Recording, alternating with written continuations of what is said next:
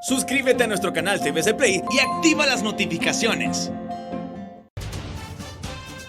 2021 en Hoy Mismo, un año para seguir informando.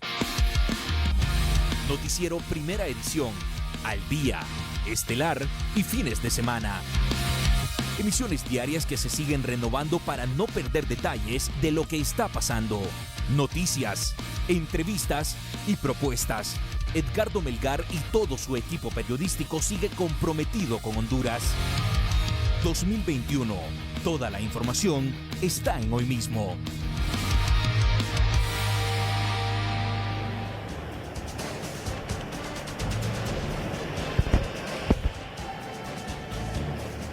Muchas gracias, televidentes de Noticieros Hoy Mismo. Bienvenidos a este nuevo informe que se estará dando este día miércoles en este sector. Y comenzamos con las informaciones desde la zona norte del país en torno a una muerte de una mujer que murió dentro de un taxi cuando buscaba asistencia médica en una clínica privada bajo las sospechas de COVID-19. Escuchamos al jefe policial del sector de Villanueva en torno a esta muerte de esta fémina dentro de este taxi, el inspector de policía Daniel Vargas.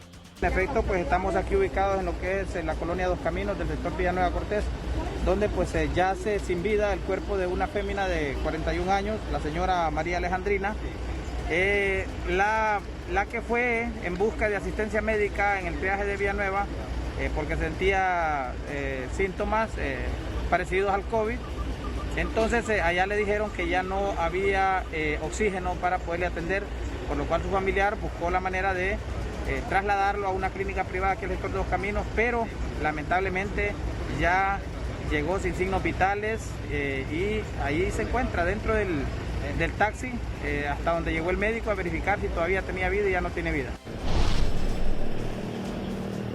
Esto es parte de lo que expresaba el jefe policial del sector de Villanueva en torno a esta mujer que murió dentro de este taxi después de haber hecho el levantamiento, el reconocimiento por parte de las autoridades. Se hizo el hisopado post-mortem y se está a la espera de que su prueba PCR en tiempo real sea positiva o negativo bajo los efectos de los síntomas que sentía esta mujer en este sector. Con esta información vamos a ir hasta la capital de la República, donde Claudia Almendares nos tiene más detalles de información.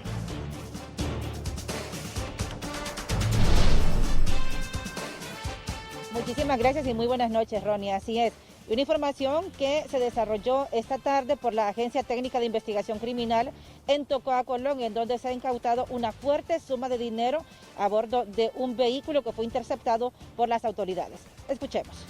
Un nuevo golpe a las estructuras del crimen organizado ha asestado la mañana de este miércoles la Agencia Técnica de Investigación Criminal, tras el decomiso de una suma millonaria de lempiras, en este caso en un vehículo que llevaba en compartimento falso 5 paquetes conteniendo billetes en denominación de 500 y 100.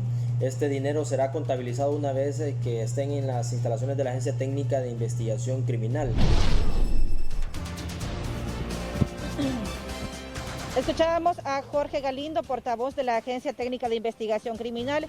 El vehículo que fue requerido por los agentes de la ATIC es un pick-up color rojo que fue conducido por una mujer, o que era conducido por una mujer, la cual ha sido capturada y que está siendo trasladada en este momento rumbo a Tegucigalpa, en donde será acusada por el delito de lavado de activos y será puesta ante orden de las autoridades.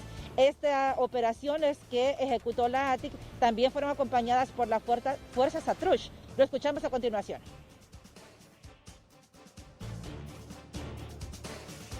Bueno, de acuerdo a lo que nos han informado las autoridades de Estados Unidos, y la propia línea aérea, a contar del 26 de enero, todo viajero que vaya a Estados Unidos va a tener que llevar documentado una prueba de COVID negativa. Estas pruebas pueden ser pruebas de PCR, ¿cierto? O pruebas de antígeno. Todas las personas mayores de un año van a tener que llevar esta prueba impresa, ¿cierto?, para que las autoridades de Estados Unidos puedan verificar que no está contagiado con la enfermedad. ¿Qué tipo de edades o qué edades comprende esta exigencia que se va a poner en marcha a partir del 26 de este mes? La exigencia es para todas las personas mayores de un año. Y en el caso, ¿pueden ser laboratorios privados o tiene que ser gubernamental el resultado de la prueba. No hay una exigencia al respecto, ¿cierto? Obviamente tiene que ser, digamos, algún centro autorizado, pero digamos, en ese sentido no hay ninguna recomendación específica de alguna que tenga que hacer alguna institución médica, digamos, en ese sentido. ¿En el momento de realizar el chequeo se va a pedir esa prueba o tiene que venirse a dejar antes de realizar todo el papeleo previo al ingreso a la aeronave? No, las aerolíneas tienen que verificar que todos sus pasajeros cuenten con esta prueba. Si alguna persona no tiene, digamos, no se ha realizado la prueba, pues la aerolínea no lo va a dejar embarcar.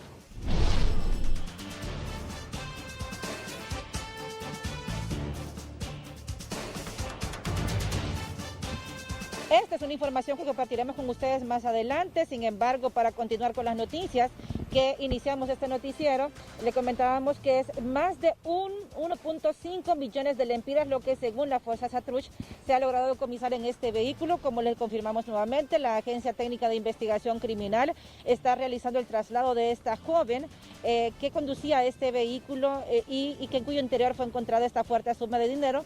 Será acusada en las próximas horas por el delito de lavado de activos y será presentada ante autoridades para una audiencia de declaración de imputado.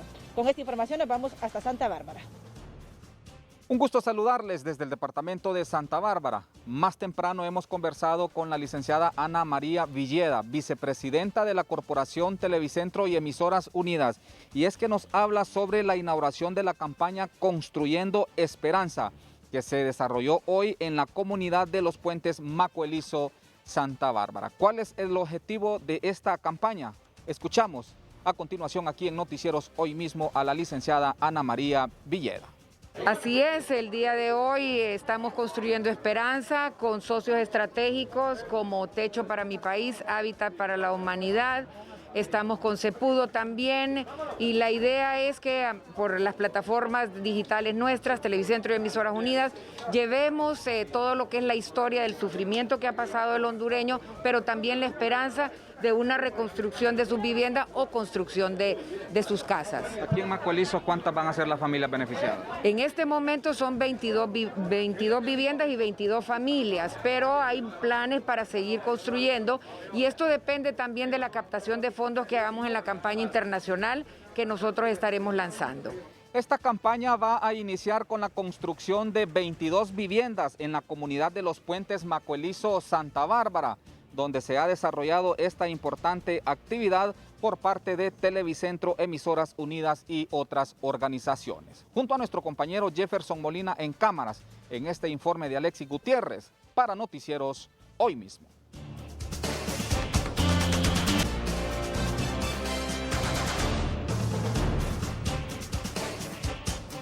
Hola, ¿qué tal?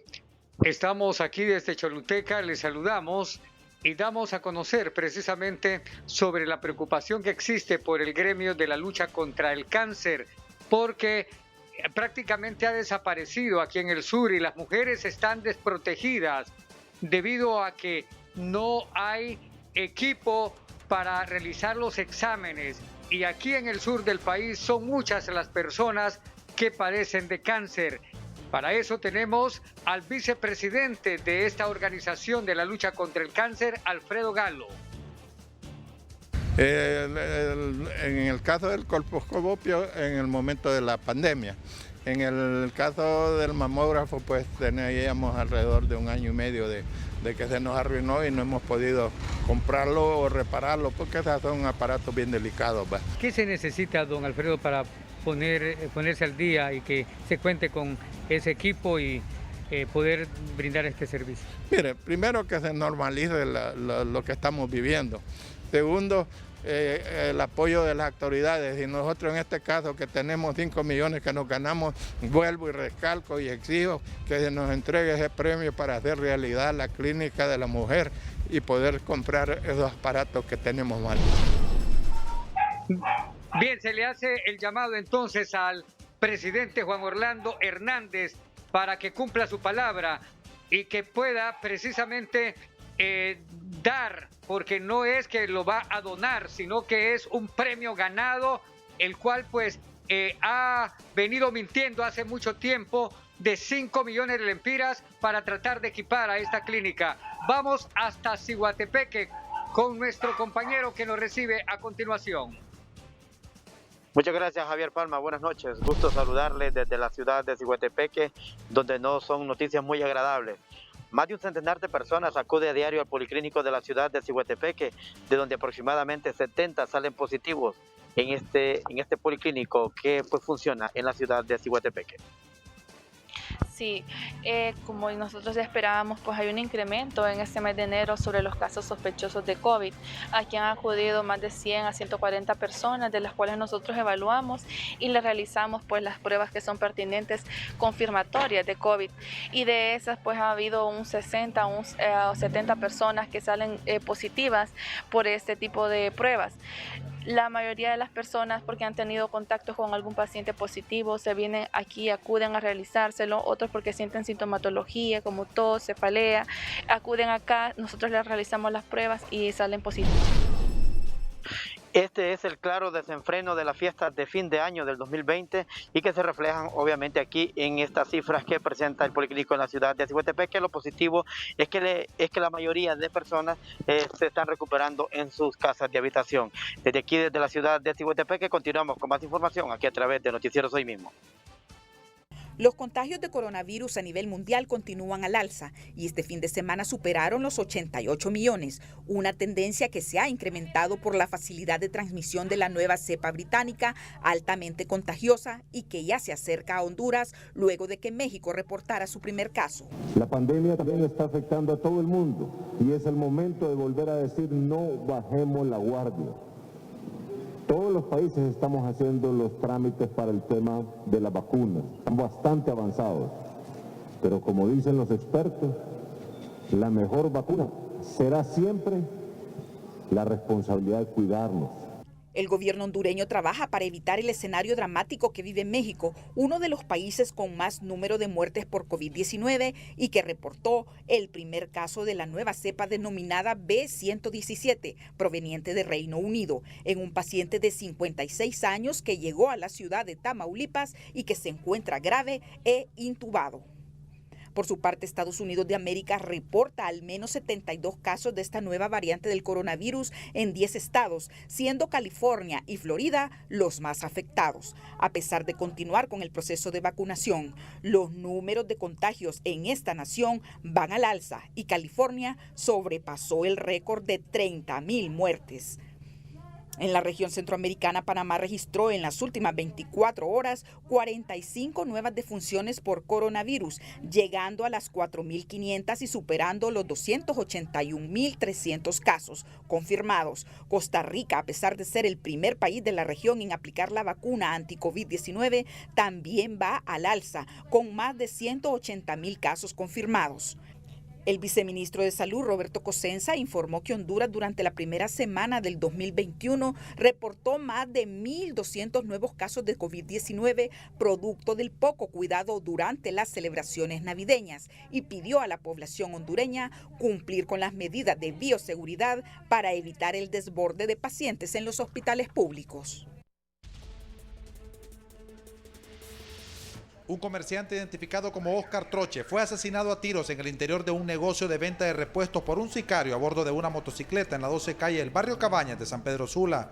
El comerciante era originario del sector de Cofradía. Varios transportistas protestaron hoy en el desvío del sector de la Rivera Hernández, esto denunciando competencia desleal por empresas que ofrecen el servicio contratado, lo que según los conductores y ayudantes ha provocado que tengan menor afluencia de pasajeros. Una pareja en la aldea Subirana de Santa Cruz de Yojoa y un hombre en Omoa Cortés fueron capturados por el delito de asesinato en la zona norte del país. La Dirección Policial de Investigación capturó a un hombre por el delito de asesinato en San Pedro Sula. Al implicado se le vincula en la muerte de un joven el pasado 1 de septiembre del año 2019. Jason Maldonado, Noticieros Hoy Mismo.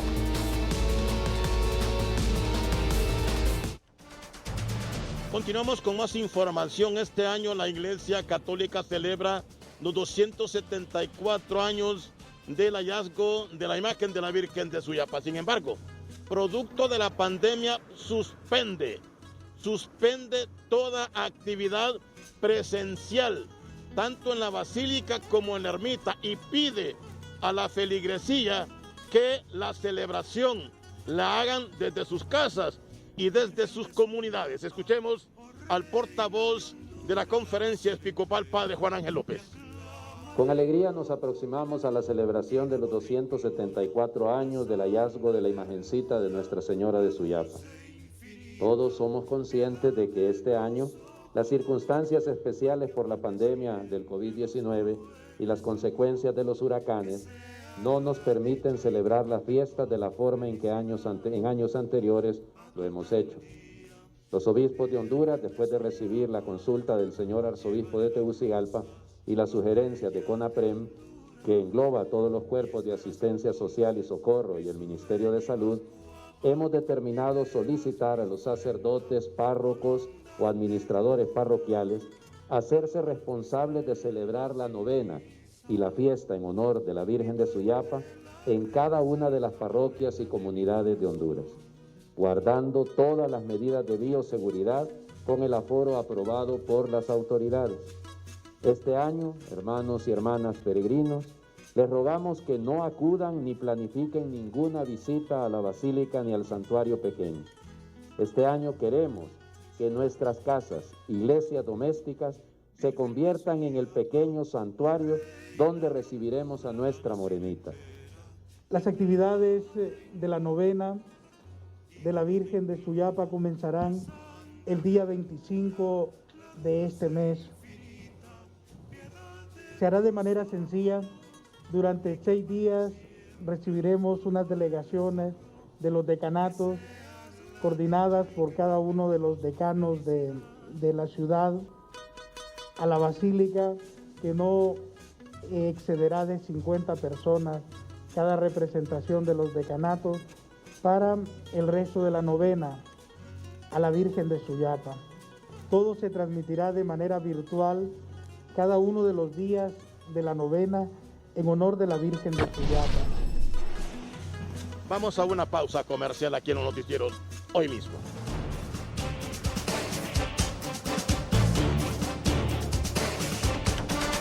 Esta es la noticia positiva. Invesfuga es un nuevo mini videojuego creado por un equipo de jóvenes hondureños inspirado en los polémicos hospitales móviles. Porque es el tema más trascendental que se ha suscitado en el país, y al generar controversia y mediática logra un mayor impacto que queremos lograr, un mayor impacto comercial. El videojuego, cuya mecánica es simple, aún está en etapa de prueba y reconoce el liderazgo informativo de Noticieros Hoy Mismo durante la pandemia. Más que todo pensamos un homenaje a Primera Línea, porque son las personas que han estado presentes desde el inicio de la pandemia hasta la actualidad. Creemos que han sido fundamentales. El licenciado Edgardo Melgar como ha seguido todo el proceso. Los creadores del videojuego son arquitectos que se dedican al diseño de construcción, pero han decidido incursionar en el desarrollo de aplicaciones tecnológicas. Más que todo por la escasez de trabajo en el país, que nosotros somos una empresa dedicada al diseño y construcción, pues queremos expandirnos y bueno, ya que tenemos cierta destreza y cierto talento, pues realizar un videojuego, algo que sea original y que sea innovador. El videojuego está disponible en la página de Facebook ADCT Honduras. Eddie Quintero, Noticieros Hoy Mismo. Esta fue la noticia positiva. El Instituto Nacional de Migración reportó hoy la llegada de más de 250 hondureños retornados de Estados Unidos y México. Unos cayeron aquí en Tegucigalpa vía aérea y los otros por Corinto. Veamos lo que nos ha dicho el portavoz de esta institución, Lisandro Vallecillo. Las deportaciones de connacionales, ya sea vía terrestre o aérea, desde los Estados Unidos y México no se detienen, no paran. El día de hoy recibimos un total de 257 connacionales deportados de estos dos países. Cabe mencionar que ellos vienen con una prueba negativa de la COVID-19. Activamos los protocolos de bioseguridad instalados en el aeropuerto Toncontín, en el Centro de Atención al Migrante Irregular, y de igual forma en el Centro de Atención al Migrante Retornado en Omoa Cortés. donde se reciben las conducciones vía terrestre. Acláreme cómo son estos 257. Bueno, vienen 124, aterrizaron hoy en Toncontín en horas de la mañana y de igual forma en horas de la mañana llegaron 133 connacionales, 120 son hombres y 13 mujeres al Centro de Atención al Migrante Retornado en Omoa.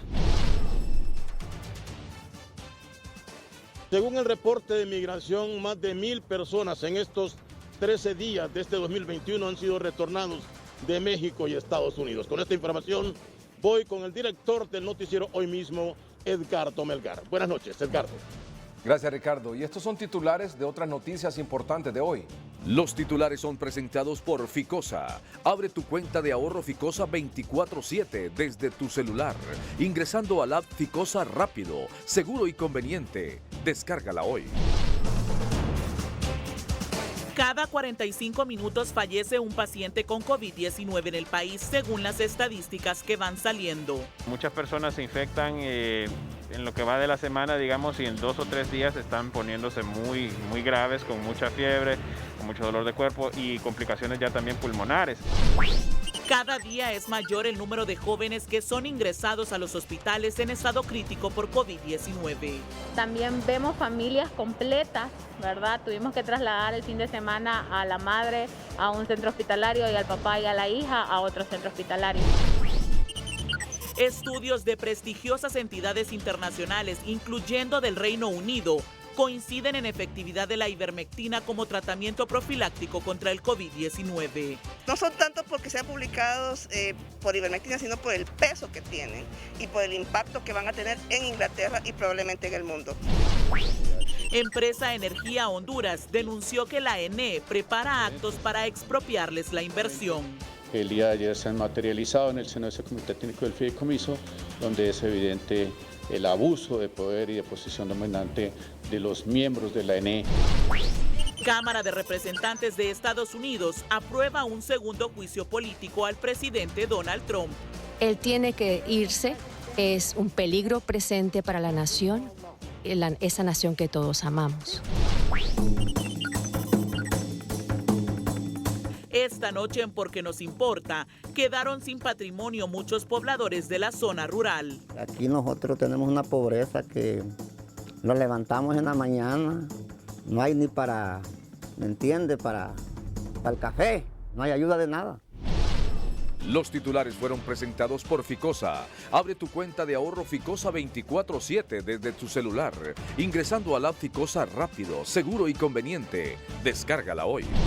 Este es su noticiero Hoy Mismo con Edgardo Melgar. Según las estadísticas de las últimas semanas, cada 45 minutos, escúchelo bien, procéselo y tome conciencia. Y cuando le digo escúchelo bien, procéselo y tome conciencia, es a la población y a las autoridades que tienen que velar por la salud del pueblo. Esto es Copeco y la Secretaría de Salud. Porque aquí lo más fácil es echar la culpa a la población y quedarse de brazos cruzados. O no hacer lo suficiente para enfrentar la situación que estamos atravesando. Cada 45 minutos fallece un paciente por COVID-19 en el país. Estos son los detalles. Esta es la noticia del día. Esta ascendente letalidad del COVID-19 mantiene en alerta al personal médico en el país. En las últimas horas estamos teniendo un promedio de fallecimientos de una persona cada 45 minutos por esta terrible enfermedad del coronavirus. Indudablemente la preocupación es alta debido a que desde hace aproximadamente un mes hemos estado viendo cómo los casos que se presentan actualmente a nivel hospitalario son personas con cortas evoluciones y con desenlaces fatales. Esto atribuible como una de las principales hipótesis a la transformación que el virus ha tenido. Como una mayor incidencia de morbimortalidad o una mutación del virus, lo califican expertos. Un cambio en el comportamiento viral Muchas personas se infectan en lo que va de la semana, digamos, y en 2 o 3 días están poniéndose muy graves, con mucha fiebre, con mucho dolor de cuerpo y complicaciones ya también pulmonares. Entonces, como lo dijimos desde el principio, no descartamos de que haya mutaciones ya del virus y no necesariamente que sean las del Reino Unido o las de Sudáfrica o las de países lejanos, sino propias. O sea, en nuestras propias fronteras tenemos ya aparentemente un virus más agresivo y lo estamos viendo también en niños, lo estamos viendo en pacientes jóvenes. Fomentar más estrategias de ataque al virus, recomienda esta epidemióloga. Siempre lo voy a decir, y es que la vigilancia epidemiológica es bien hecha, con pruebas, sabiendo dónde están los pacientes de todo tipo, en todas las etapas, nos va a ayudar muchísimo a saber a dónde ir a invertir, a dónde ir a captar los contactos, a dónde rastrearlos, dónde vigilarlos. Y eso va a ayudar muchísimo a que la gente no se ponga grave. Según las mismas autoridades de salud, son al menos 30 personas que mueren a diario por COVID-19 a nivel nacional. Francis Espinal, Noticieros Hoy Mismo. Esta fue la noticia del día.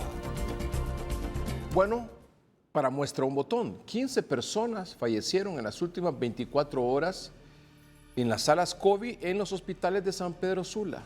Así lo han informado las autoridades de salud del norte del país. No 5, no 1, no 5, no 10, 15. 15 fallecieron en las últimas 24 horas en San Pedro Sula. Aquí usted y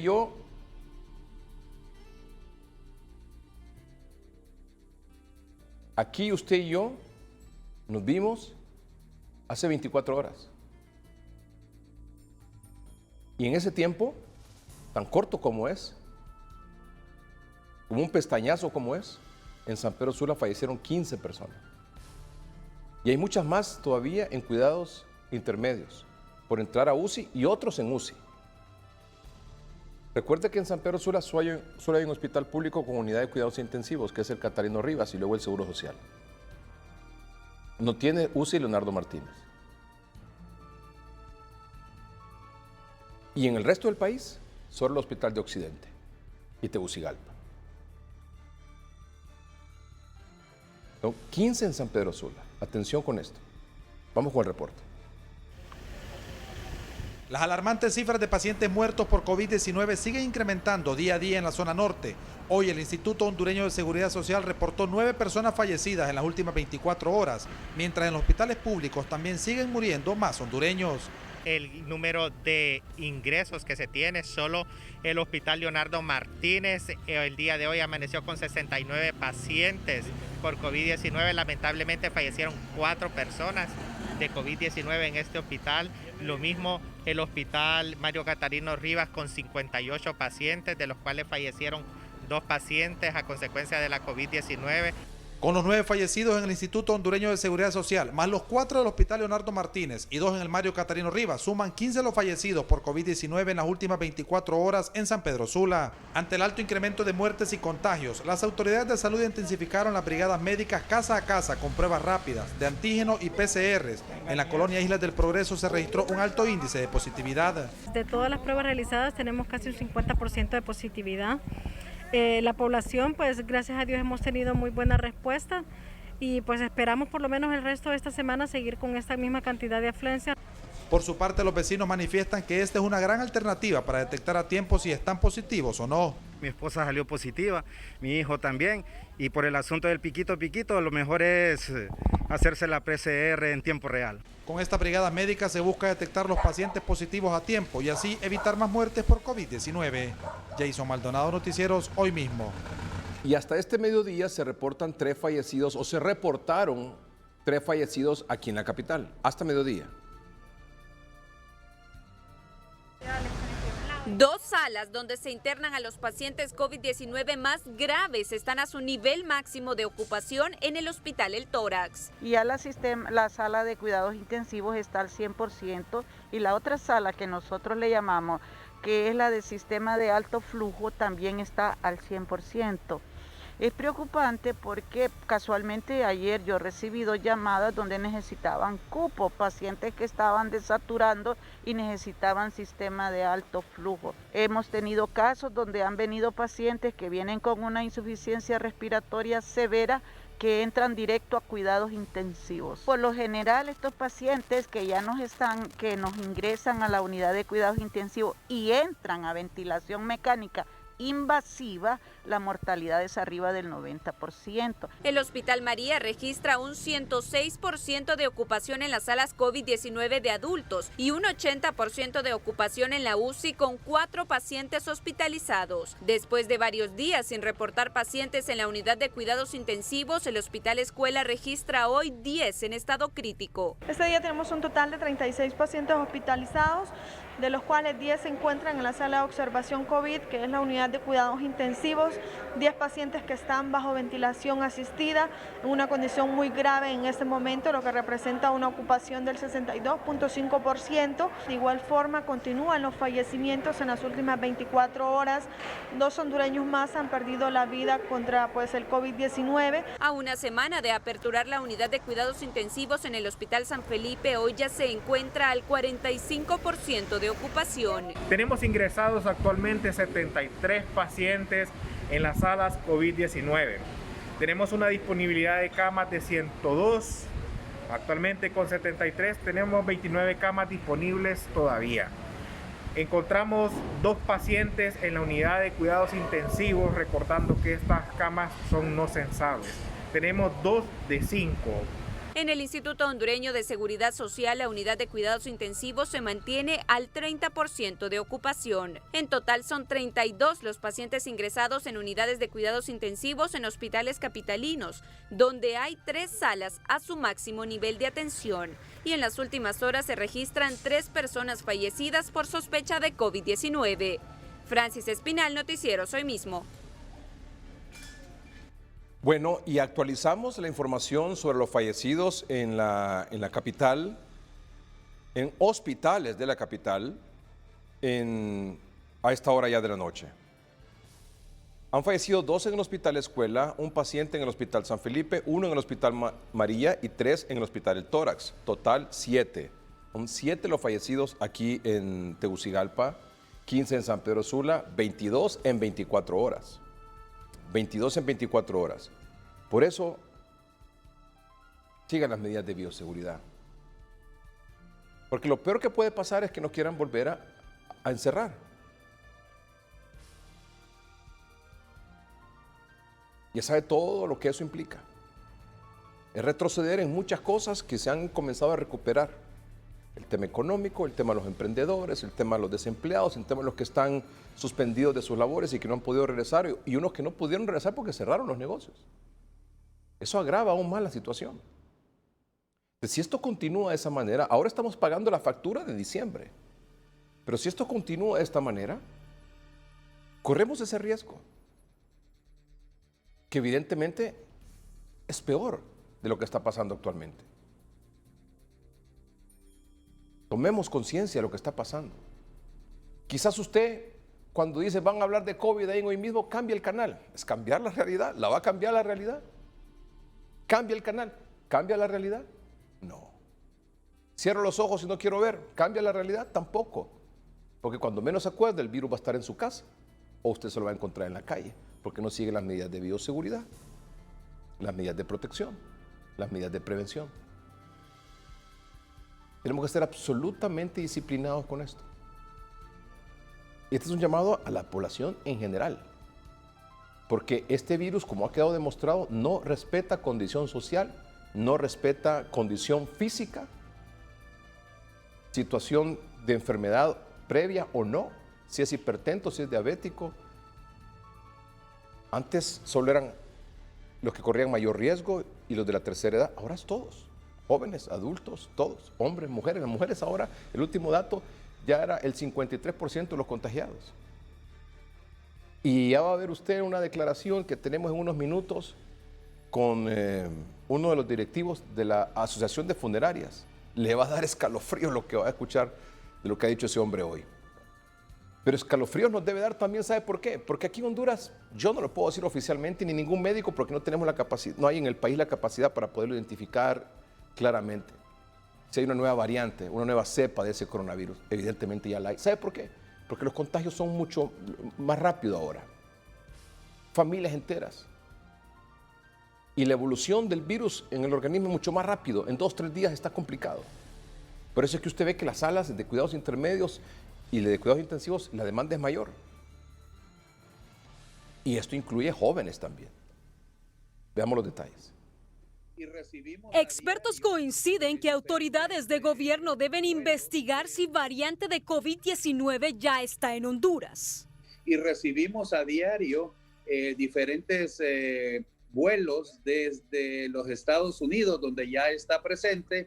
De igual manera, recibimos a diario o semanalmente vuelos de Europa, donde también esta variante del virus ya está circulando e identificada. Por lo tanto, podría ser una posibilidad, dado la alta positividad y la agresividad con que supuestamente este virus se está expandiendo. En las terminales aéreas y terrestres, expertos consideran que debe de reforzarse la vigilancia epidemiológica. La gente está entrando de fuera de nuestra frontera y llegan a nuestro país y no sabemos si esas personas traen consigo la variante. Algo así como lo que ocurrió con la persona que vinieron a Tegucigalpa y traían el virus y no logramos detectarlo hasta unos días después. Entonces lo mismo, esa vigilancia epidemiológica, genética, virológica debe de establecerse de una manera muy estricta en Honduras, y ese es el trabajo conjunto que debemos de llevar a cabo. Sin embargo, hay quienes aseguran que las medidas en las terminales no son rigurosas. Lo han estado haciendo, pero no con la rigurosidad que realmente se requiere para poder ejercer un control. ¿Qué es lo que se busca con esto? Simple y sencillamente identificar que no vengan personas de otros países que sean portadoras del virus y que vengan entonces a contagiar a nuestra población, principalmente ahora que tenemos la presencia de nuevas cepas y que estas cepas podrían venir a incrementar el número de casos al país. Como esta es una actividad que debió haber formado parte de un plan operativo, no se realizó desde un comienzo y eso dio lugar a que el virus entrara. Actualmente la nueva cepa del COVID-19 está en varios países del mundo donde el virus es más contagioso y peligroso. Jackie Redondo, Noticieros, hoy mismo. Me acabo de recibir una información del Seguro Social aquí en Tegucigalpa. Les informé hace unos minutos que en San Pedro Sula fallecieron 15 personas en las últimas 24 horas sospechosas de COVID-19. Que a mediodía aquí en Tegucigalpa el reporte era 3. Que hace unos minutos el reporte era ya de 7.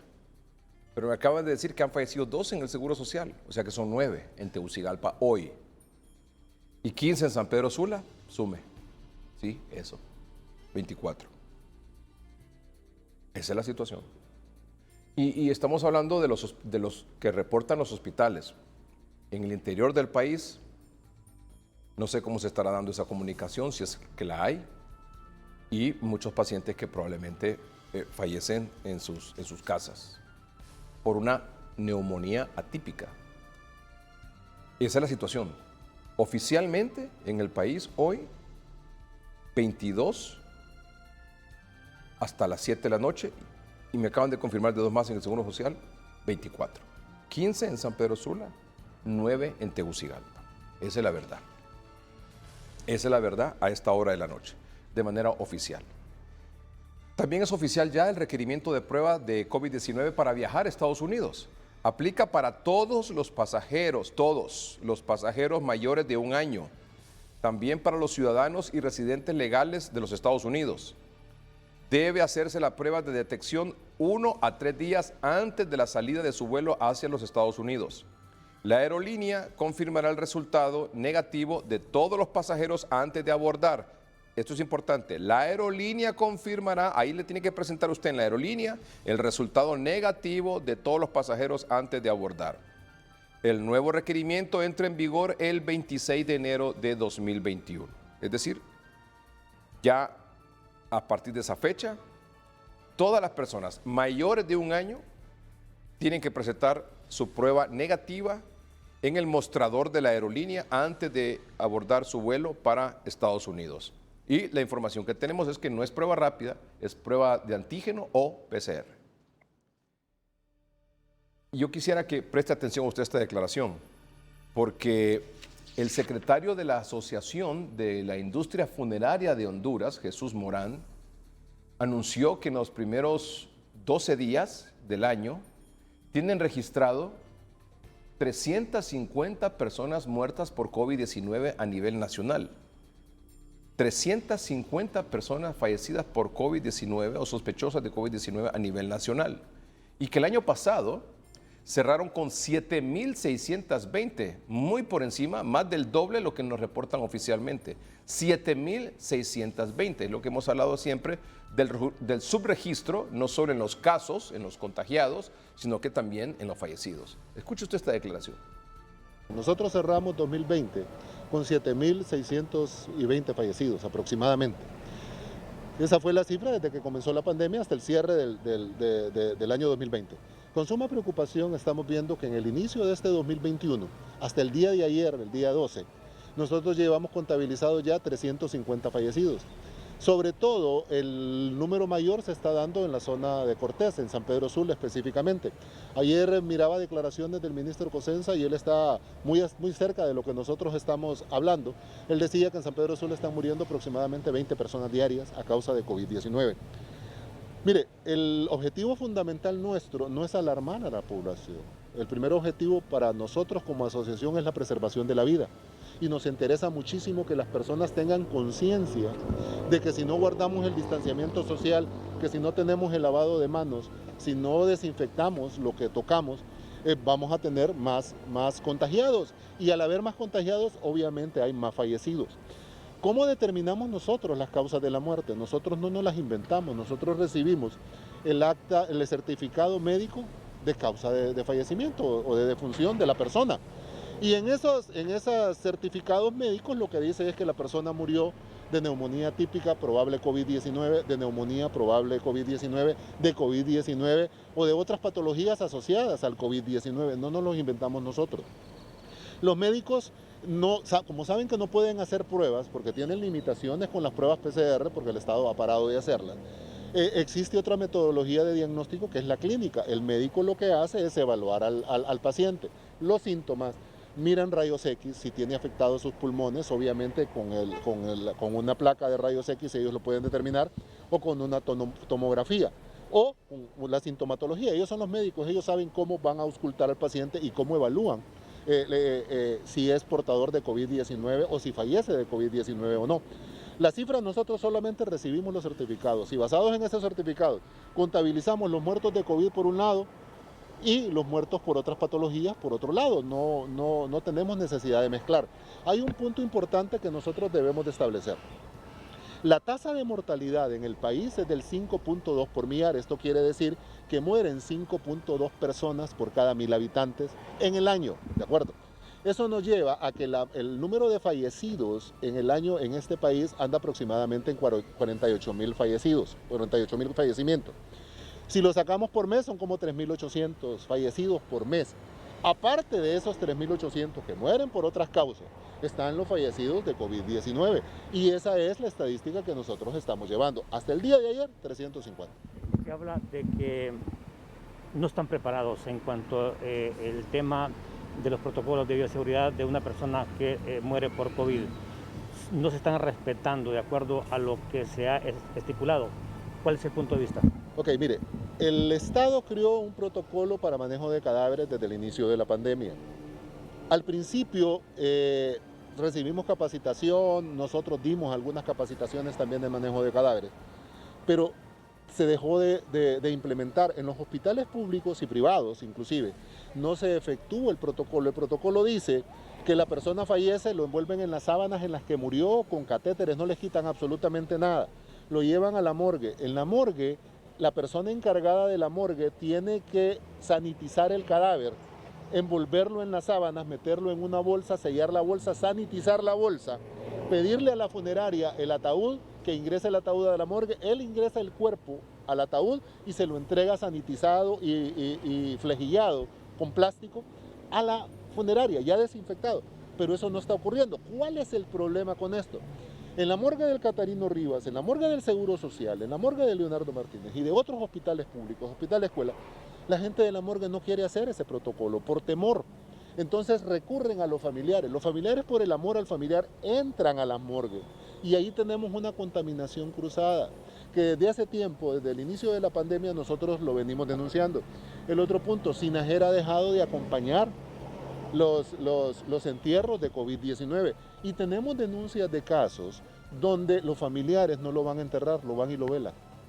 Entonces, obviamente, el número de contagios aumenta a causa de que no respetamos los protocolos. Queremos hacer conciencia colectiva, queremos que la gente entienda que nuestra función principal es preservar la vida y que el mejor consejo que podemos darle es guardar todas las medidas de bioseguridad posibles.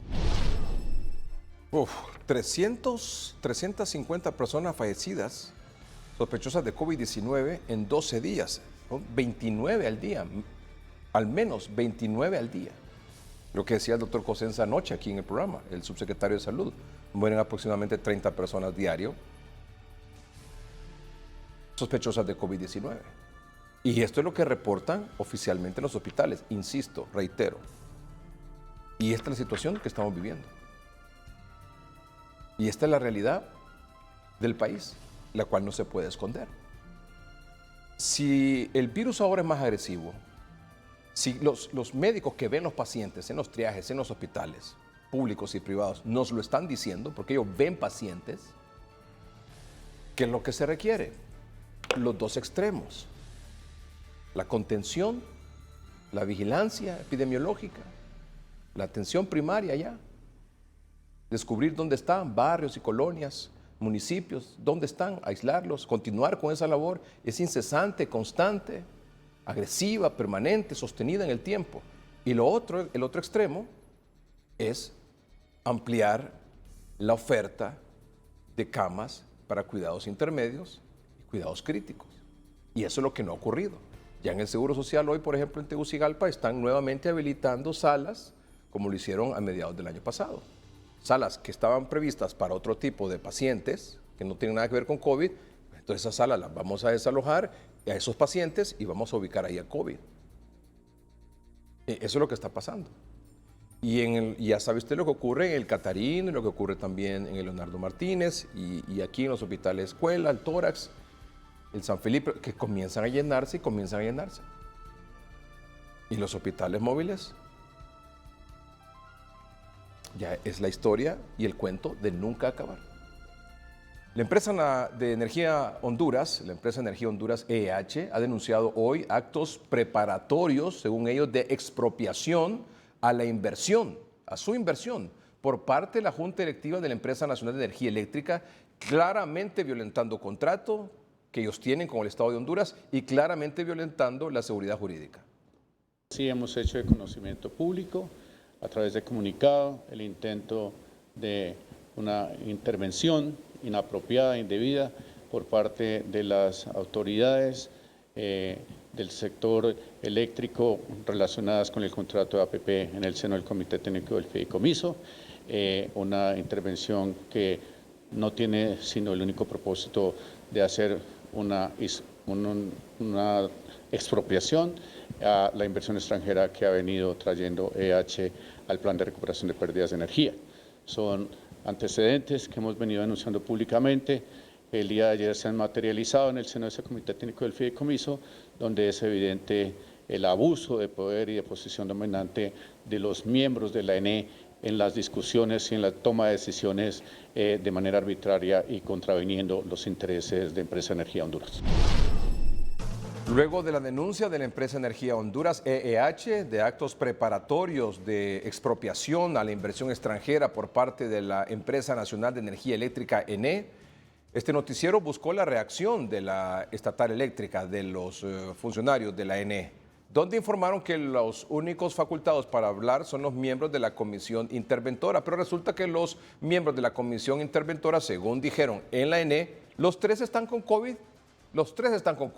y que probablemente mañana, en horas de la mañana, se conocería una posición de la ENE sobre la denuncia que ha hecho hoy la empresa de energía Honduras, EEH.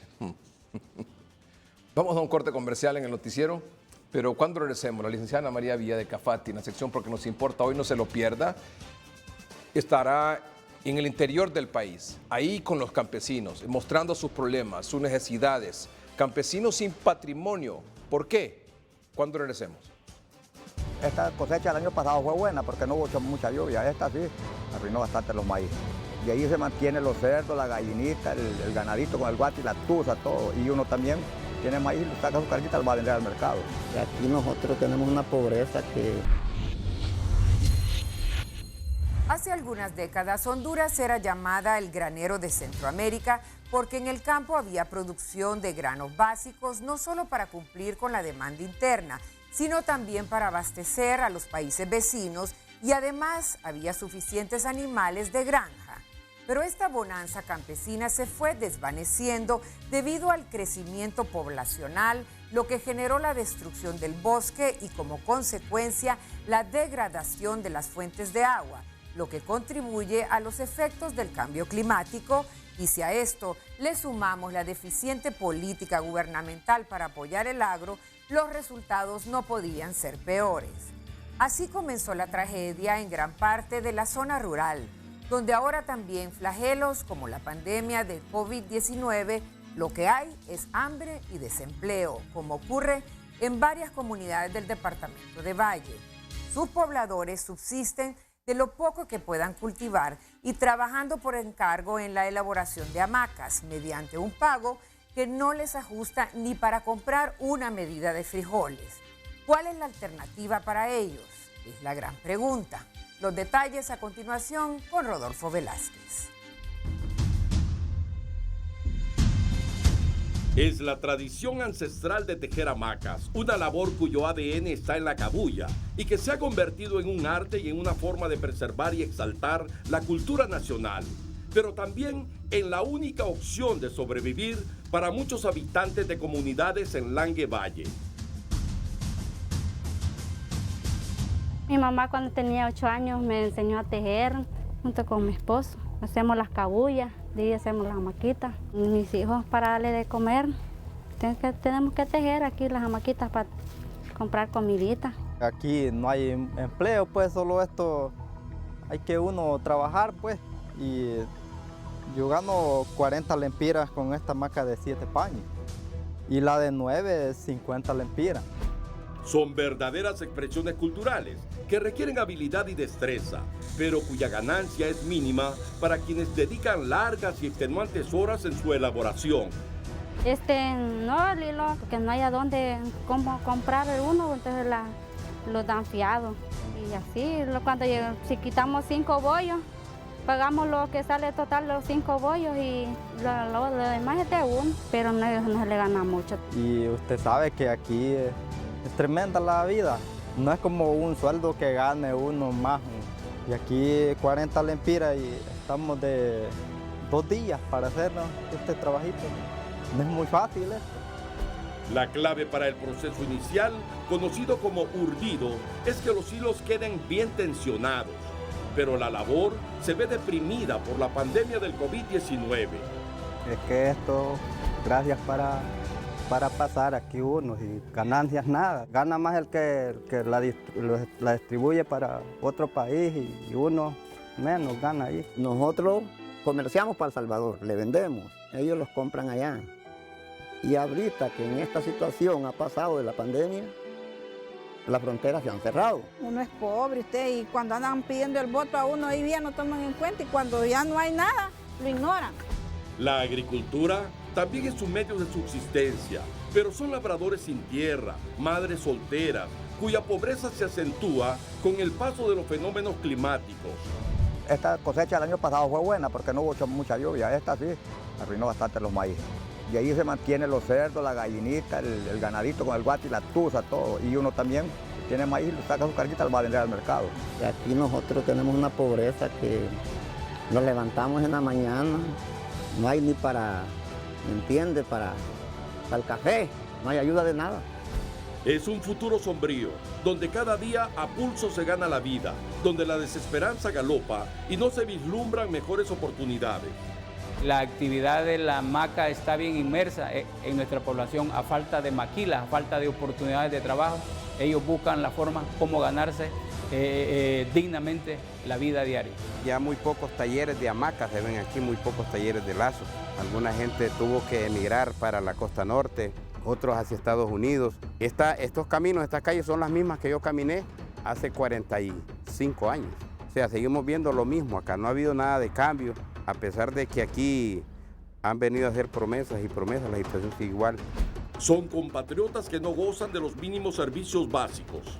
No tenemos agua potable y tenemos que venir aquí a este pocito, abastecernos de él. Hacemos todo, venimos a lavar, bañamos. No hay mucha inversión estatal en programas de desarrollo que generen respuesta y sacar a esas personas de estas líneas de pobreza. Ante esta crisis de inseguridad alimentaria, como estrategia de respuesta de emergencia, el gobierno de Alemania y el Programa Mundial de Alimentos proveen asistencia. Tenemos su asistencia a más de 500 familias, ¿no? Son 3 ciclos de asistencia de emergencia de 30 días cada uno, pero lo que tratamos de hacer es de ver cómo podemos dar herramientas a las comunidades para que salen de esta ayuda de emergencia. Alemania está apoyando con alrededor de 23 millones de lempiras este año, el PMA, para dar seguridad alimentaria para estas familias, estas 3.000 familias en esta región de Corredor Seco. El Programa Mundial de Alimentos ha diseñado una herramienta de focalización para llegar a las familias más necesitadas. La composición de las raciones que nosotros estamos entregando en este momento tienen una ventana nutricional para poder cubrir a una familia de 5 personas por al menos un mes. La asistencia de emergencia cuando hay un problema grave de inseguridad alimentaria, pero buscar soluciones de más largo plazo junto con la comunidad. Estos compatriotas que históricamente arrastran cadenas de pobreza reclaman apoyo gubernamental y la oportunidad de poder tener mejores condiciones de vida.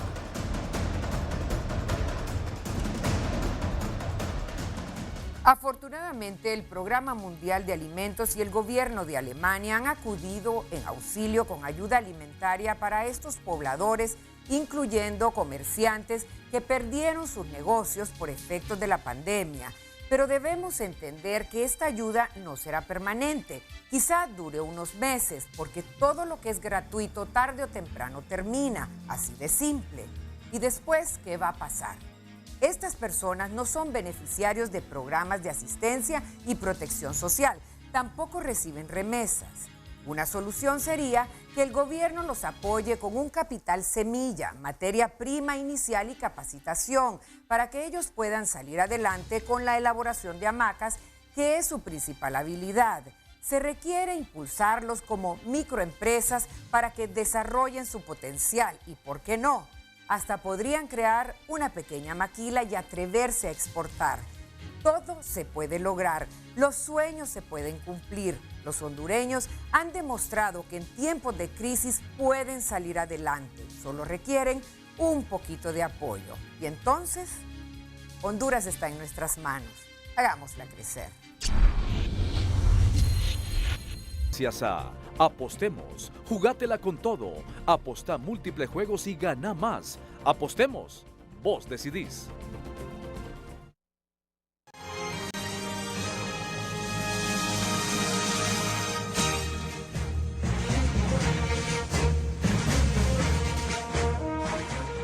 Partidos políticos de oposición rechazan la aprobación de la nueva ley electoral que está aún en discusión en el Congreso Nacional. Estos son los detalles.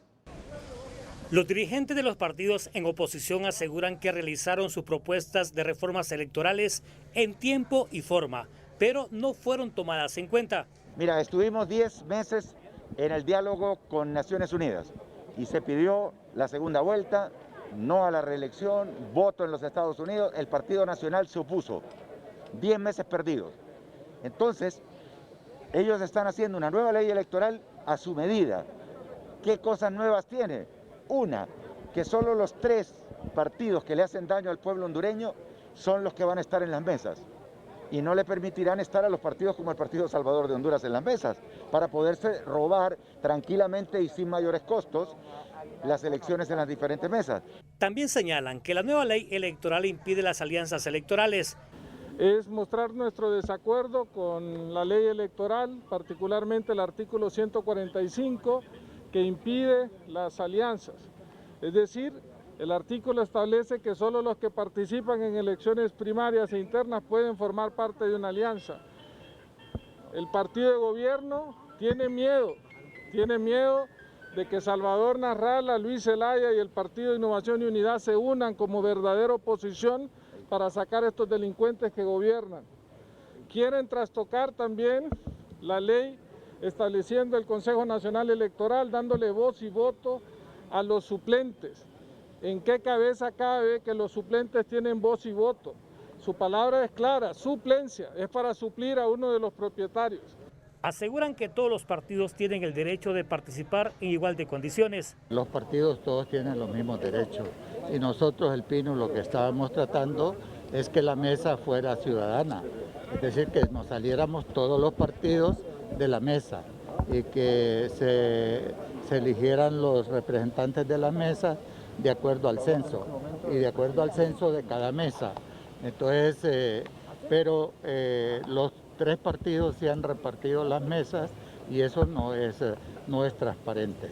Exigen que el proceso electoral se realice bajo el marco legal vigente, que es la ley electoral y de las organizaciones electorales. Flavio Pavón, Noticieros, Hoy Mismo. Ya tendremos una reacción sobre este tema con una información para confirmar si mañana, jueves o viernes se reanuda la discusión y finalmente se termina de aprobar esta nueva ley electoral en el Congreso Nacional. Antes, la Cámara de Representantes en Estados Unidos votó a favor de otro juicio político contra el presidente de Estados Unidos. Donald Trump se convirtió este miércoles en el primer presidente de Estados Unidos en ser sometido 2 veces a un juicio político luego de que la Cámara de Representantes votara a favor de la acusación de que incitó a asaltar el Capitolio la semana pasada. La decisión final estará ahora en manos del Senado, que dará inicio al proceso. Al inicio del debate, la presidenta de la Cámara de Representantes, la demócrata Nancy Pelosi, señaló a Trump como un enemigo de Estados Unidos. Sabemos que el presidente de Estados Unidos incitó esa insurrección, esta rebelión armada en contra de nuestro país. Él tiene que irse, es un peligro presente para la nación, esa nación que todos amamos. Los demócratas, con mayoría en la Cámara Baja, fundamentaron la acusación contra Trump por el cargo de incitación a la insurrección y con 232 votos a favor y 197 en contra, lograron aprobar el juicio político a Donald Trump, presidente de los Estados Unidos, por altos crímenes y delitos menores. Entre los 232 votos a favor, 222 fueron de legisladores demócratas y 10 de republicanos, mientras que los votos en contra fueron en su totalidad de republicanos. Se adopta la resolución sin objeción. La votación se desarrolló en medio de un enorme despliegue policial que contó con más de 10,000 efectivos de la Guardia Nacional en torno al Capitolio para evitar escenas caóticas como las de la semana pasada que dieron la vuelta al mundo. El proceso iniciado en la Cámara Baja obliga al Senado a someter a Trump a un juicio político que se desarrollará cuando el presidente electo, el demócrata Joe Biden, ya esté en el poder y que por tanto no tendrá como principal objetivo la destitución del mandatario, sino su posible inhabilitación para ejercer futuros cargos políticos. La Constitución de Estados Unidos prevé que el Congreso puede destituir al presidente en caso de traición, corrupción u otros crímenes y delitos importantes. El procedimiento, por su parte, se desarrolla en 2 etapas. Primero, la Cámara de Representantes investiga y vota por mayoría simple, 218 de 435, los artículos de acusación que detallan los hechos que se le reprochan al mandatario, procedimiento que se conoce como impeachment en inglés. En caso de que el presidente sea formalmente acusado, el Senado inicia el juicio político. Al término de los debates, los 100 senadores se pronuncian sobre cada artículo de la acusación. Se requiere una mayoría de 2/3 para condenar al presidente. En caso de aprobarse, la destitución es automática e irreversible. Si no se llega a los votos necesarios, el mandatario es declarado inocente. Marlon Reyes, Noticieros Hoy Mismo. Este juicio político es el siguiente paso de la mayor y más perversa caza de brujas en la historia de nuestro país y está causando un enfado tremendo, una división y un dolor mucho mayores de lo que la gente puede entender. Es algo muy peligroso para Estados Unidos, especialmente en este momento delicado. Y hoy algunos estudios que han sido analizados por firmas internacionales reconocidas en el Reino Unido han dado cuenta sobre los resultados de otros países que han hecho pruebas en pacientes y también en personal de salud con el uso de profiláctico. Estos son los detalles.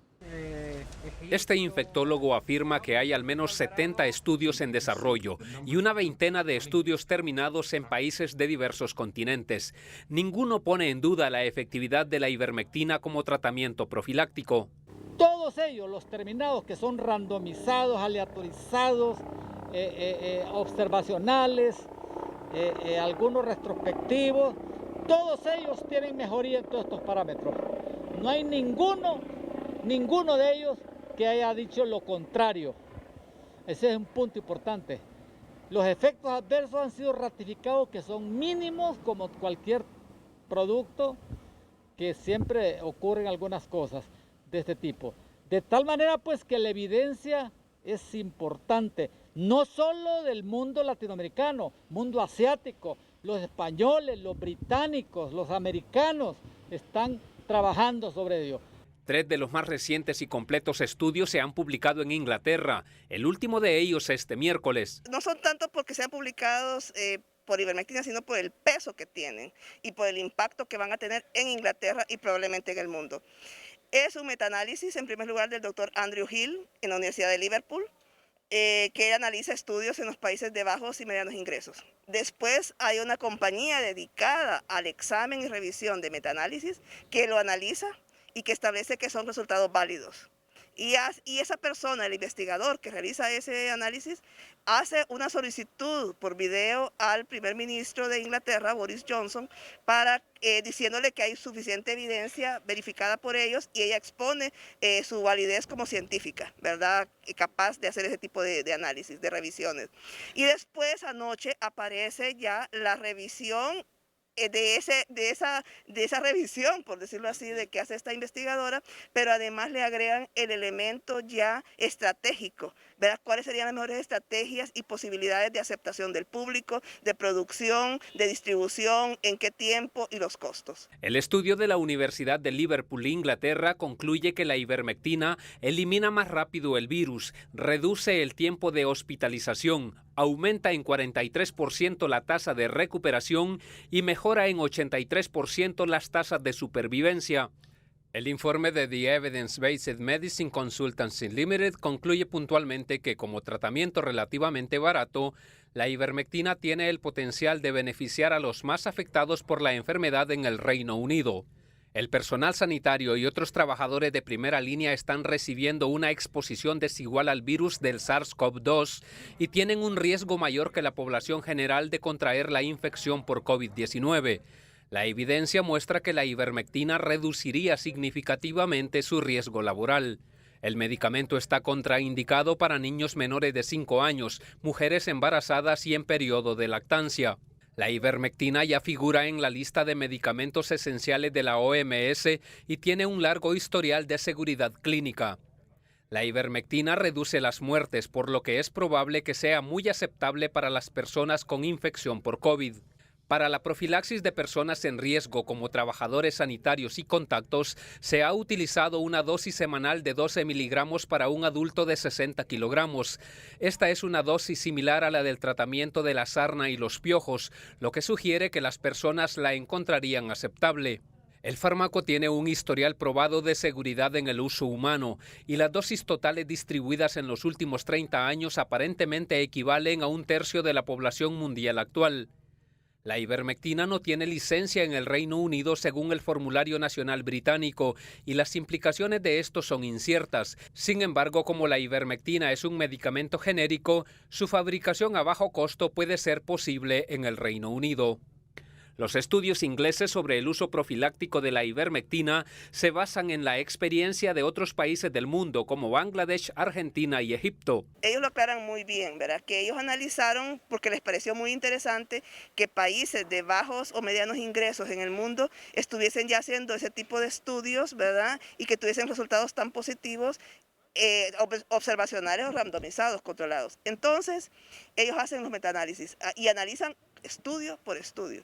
Y luego hay otro estudio, que es el que le refiero yo, que publicaron anoche, en el cual son estudios en países de bajos y medianos ingresos. Y ellos alaban el hecho de que estos países son los que están aportando la evidencia necesaria para que podamos encontrar un medicamento que ayude a que los hospitales no se colapsen. Ningún estudio ha hallado indicios de que la ivermectina no sirve para fines profilácticos contra el COVID-19. Ellos establecen, digamos, rangos de probabilidades de éxito y de fracaso, ¿verdad? Pero no, ellos hacen la recomendación. O sea, ya aquí no estamos hablando únicamente del estudio de la sustancia como tal en la parte clínica, sino que ya estamos hablando de esto que publican ayer, que es la validación de todo lo que se ha hecho con respecto a ese metaanálisis y a esos estudios. Esta microbióloga considera que por estos hallazgos es cuestión de tiempo para que sea aprobada por organismos internacionales de la salud. Pero en relación al uso profiláctico, la evidencia es contundente e incluso es muy importante que se está levantando una iniciativa para solicitar a la OMS y al FDA que revisen esta evidencia científica para considerarlo en los países, sobre todo en los países donde ha resurgido el virus con tanta fuerza como Inglaterra. Nuestro país, en que la opción de la vacuna se ve un poco lejana, no nos podemos quedar de brazos cruzados. Incluso mi llamado es para que se hagan incluso estudios localmente. ¿Por qué no? Puede durar solamente 3 meses, como el estudio de Argentina, en el cual nosotros también podamos colectar la evidencia científica en nuestros pobladores. La experiencia de otros países plasmada en los estudios científicos debe replicarse en Honduras, afirma este empresario. Estos estudios sobre la ivermectina hay alrededor de unos 20 y pico que ya se han realizado. Está funcionando en Ecuador, en Argentina, en Bolivia, en República Dominicana, en Australia y principalmente en Inglaterra. Entonces yo le pediría a los médicos de la manera más respetuosa que por favor se sienten y realmente analicen si es conveniente poderlo hacer, y al gobierno que tome una decisión sobre si se va a usar la ivermectina como profiláctico en el país o no. La situación actual de contagio lo amerita, replica el infectólogo Tito Alvarado. Y creemos que en este momento de alta transmisibilidad, en donde el virus lo tenemos en todos lados, es importantísimo tratar de utilizar este medicamento que es inocuo, con 2 tabletitas a la semana para alguien que pesa menos de 80 kilos, como complemento a las medidas de bioseguridad, nunca como sustituto, eso es bien importante decirlo, y prescrito por el facultativo médico, no puede automedicarse.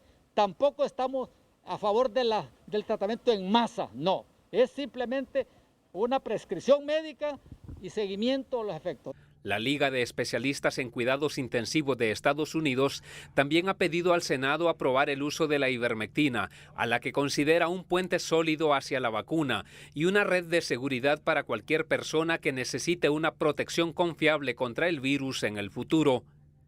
Eddie Quintero, Noticieros, Hoy Mismo. Nos atiende gentilmente el secretario del Congreso Nacional, el abogado Tomás Zambrano. Abogado, buenas noches. Muy buenas noches, Edgardo. Saludos a todos los amigos que nos miran a través de Hoy Mismo. Gracias, abogado. Estábamos pendientes de una reunión que se estaba desarrollando esta tarde y noche entre diputados de diferentes partidos políticos en relación a los últimos consensos o no en relación a la nueva ley electoral que supuestamente se podría aprobar mañana jueves o viernes. ¿Qué es lo que nos puedes informar sobre eso, abogado? Buenas noches. Buenas noches, Edgardo. Efectivamente, hemos estado sosteniendo reuniones, compañeros diputados de diferentes bancadas durante los últimos 7, 8 días de carácter permanente sobre este tema de la nueva ley electoral, construyendo consensos para poder aprobar ya en su totalidad la nueva ley.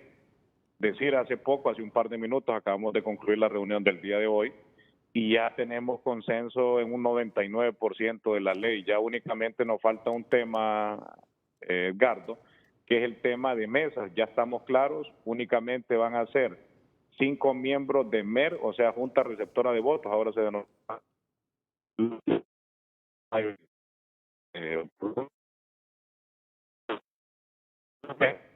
Y los dos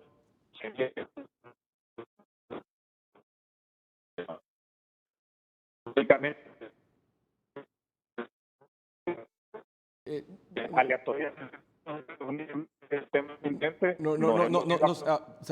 No sé si él está en movimiento o no, como para que tal vez pudiéramos encontrar una ubicación que nos permitiera tener una mejor señal. Estamos en una comunicación por el teléfono celular del abogado Tomás Zambrano, que nos está diciendo, que me parece que es una buena noticia, que hay un 99% de consenso ya en la nueva ley electoral.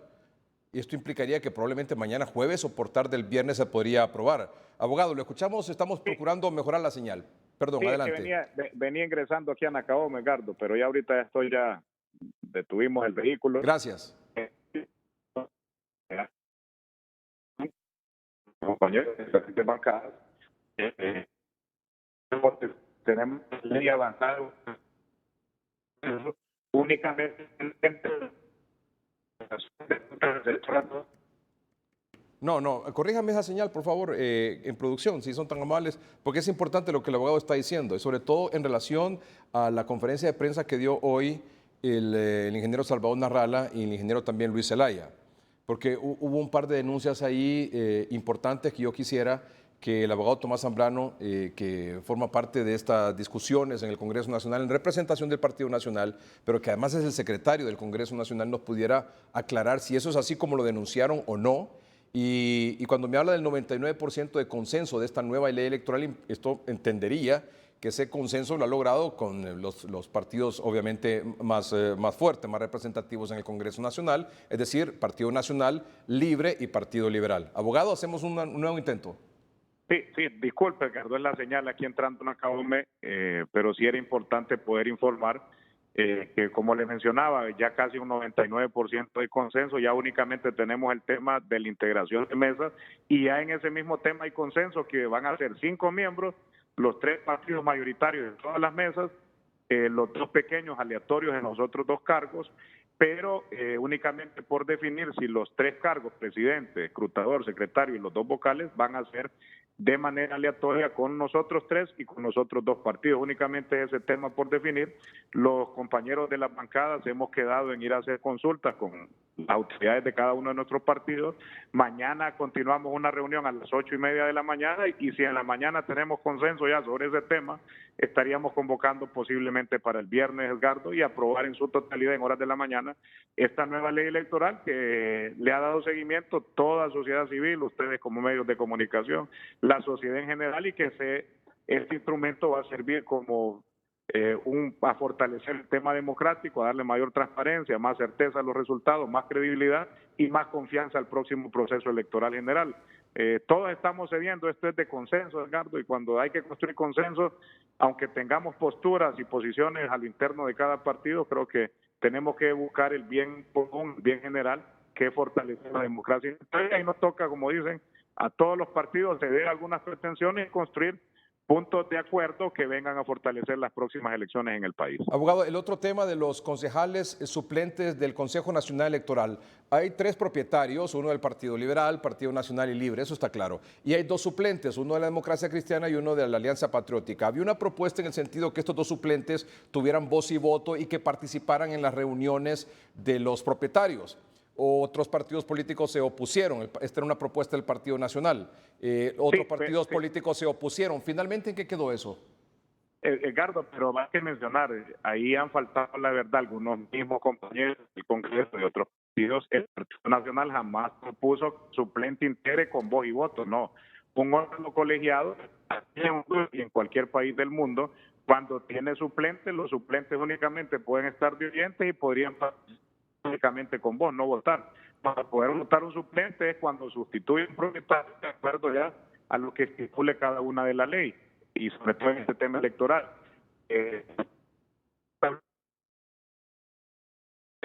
Los en causa justificada sea integrado por el presidente del Consejo. No debería ninguna.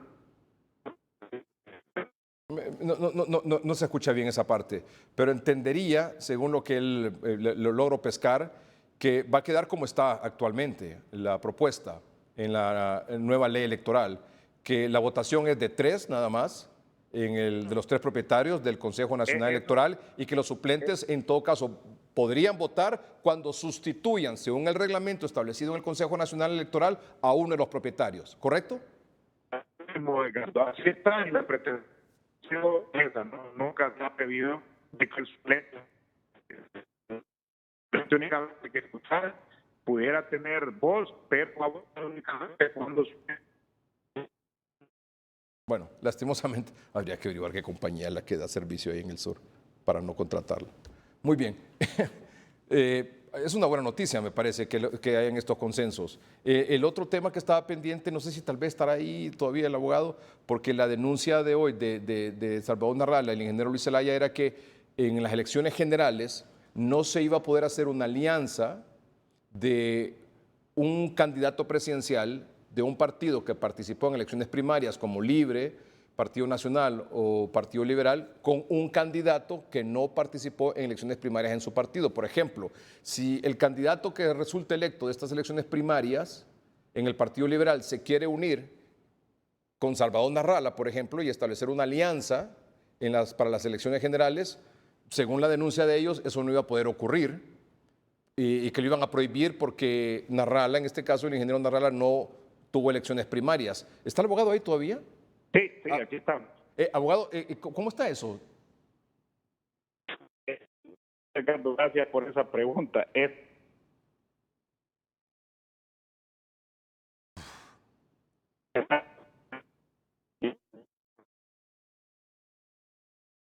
No, imposible. Qué lástima. Porque sí, esa es...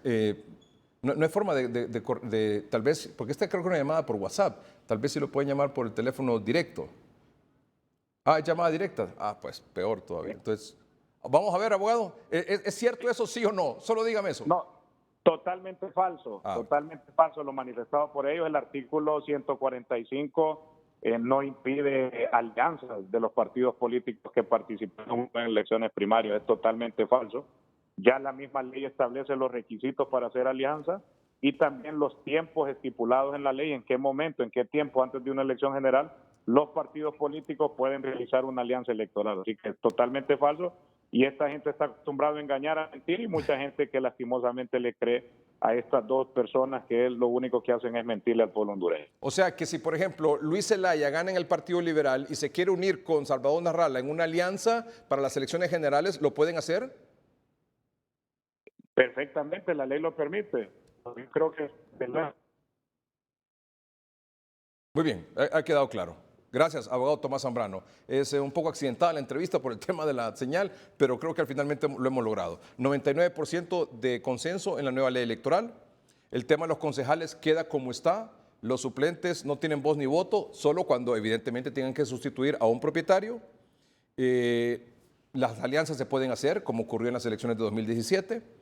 Y queda pendiente nada más el detalle de la integración de las mesas receptoras electorales, las MER, que usted sabe que anteriormente, bueno, lo que ha ocurrido siempre es que hay un representante de todos los partidos políticos, un propietario y un suplente. Entonces, es una mesa conformada por muchas personas. En este caso creo que son como 14 partidos, tendrían que ser 28, uno por cada partido, propietario y suplente.